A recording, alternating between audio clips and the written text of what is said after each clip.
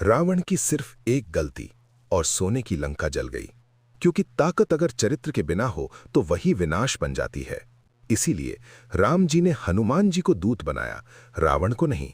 राम दूत अतुलित बल धामा, अंजनी पुत्र पवन सुत नामा। राम दूत ये शब्द सबसे पहले आता है।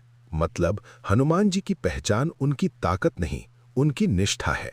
अतुलित बल, ताकत थी, बेहिसाब थी, पर वो ताकत कभी खुद को साबित करने के लिए नहीं थी, हमेशा काम पूरा करने के लिए थी।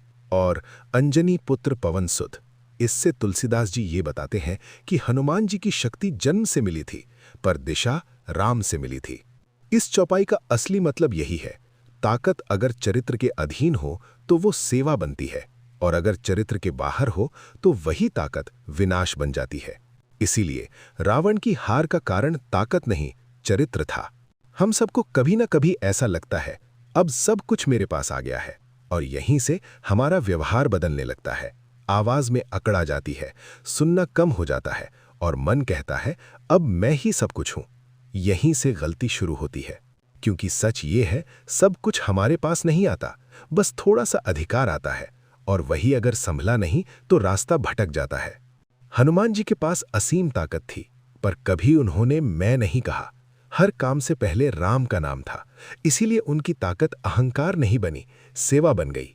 अंजनी पुत्र पवन सुत, मतलब हनुमान जी जानते थे मैं कौन हूं और मेरी शक्ति कहां से आई है। जिसे अपनी जड़ याद रहती है वो कभी अहंकार में नहीं डूबता, और जो अपनी जड़ भूल जाता है वो ताकत पाकर भी जीवन में गलत रास्ते पर चला जाता है।